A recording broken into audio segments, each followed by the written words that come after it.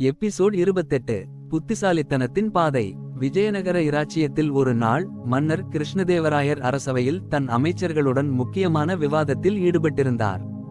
அந்த நேரத்தில் அரண்மனை மண்டபத்திற்குள் தெனாலி ராமன் நுழைந்தார். அவரை பார்த்த மன்னர், ராமா, நீ வந்ததற்கு சிறப்பேற்படுகிறது. இங்கு ஒரு முக்கியமான பிரச்சினை பற்றி விவாதிக்கிறோம். அதற்கு சரியான தீர்வு தேவை என்றார். அரசவையின் மத்தியில் ஒரு பஞ்சாயத்து விவகாரம். 2 குடும்பங்கள் ஒரு நிலம் தங்களுக்கு சொந்தமென்று உரிமை கோரியிருந்தனர். மன்னர் மிக கவலையுடன், இது மிகவும் நுட்பமான பிரச்சினை. உண்மையை கண்டறிய முடிவினை எடுக்கும் திறமை யாரிடமிருக்கிறதோ அவர் இதை தீர்க்க வேண்டும் என்றார். இதற்கு தெனாலி ராமன் சிரித்தபடி, மன்னா, இந்த பிரச்சினைக்கு எளிய தீர்வு உள்ளது. அதனை செய்வதை எனக்கு தாருங்கள் என்றார். முடிவை அறியும் முடிவு. தெனாலி ராமன் அந்த நிலத்திற்கு 2 குடும்பத்தினரையும் அழைத்தார்.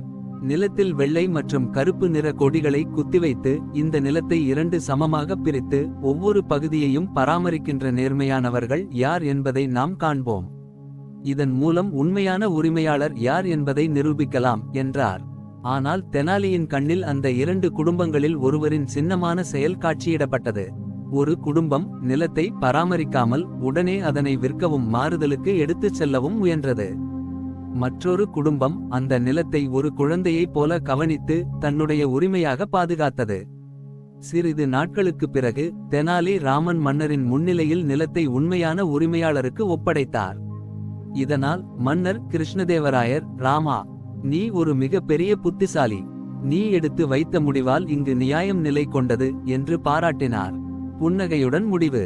ஒரு முறை மன்னர் தன் அமைச்சர்களிடம் சிரிப்பின் மகத்துவத்தை விளக்கிக் கொண்டிருந்தார். அப்போது தெனாலி ராமன் மீண்டும் அரண்மனைக்கு வந்தார். மன்னர் அவனை பார்த்து, ராமா, சிரிப்பின் மூலம் மகிழ்ச்சி எட்டப்படுமா என்பதை சோதித்து காட்ட வேண்டும் என்றார். தெனாலி ராமன் சிரித்தபடி மன்னரின் உத்தரவை ஏற்றுக்கொண்டார். அதற்கு பிறகு ஒரு நாளில் அரசவைக்கு வருகை தந்தவர்களை பார்த்து காமெடிகளை பேச ஆரம்பித்தார். அவர் சொல்வதை கேட்டு அனைவரும் சிரித்தார்கள்.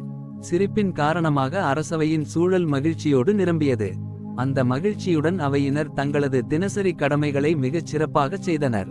இதனால் தெனாலி, மன்னா, சிரிப்பின் மூலம் மன அழுத்தம் அகன்று மகிழ்ச்சி கிடைக்கிறது. இதுவே மக்களுக்கும் சிறந்த பாதையாகும் என்று கூறினார். இதை கேட்ட மன்னர், ராமா, உனது புத்திசாலித்தனம் மட்டும் அல்ல, உனது சிரிப்பும் இங்கு நிறைய மகிழ்ச்சியை கொண்டு வந்தது என்று புகழ்ந்தார். முடிவாக தெனாலி ராமன் தனது அறிவின் வழியாக மக்களுக்கு உண்மையான தீர்வுகளை வழங்கினார். அவர் புன்னகையின் மூலம் மகிழ்ச்சியை பரப்பினார். இதனால் தெனாலி ராமன் என்ற பெயர் மக்கள் மனதில் என்றும் வாழ்ந்தது.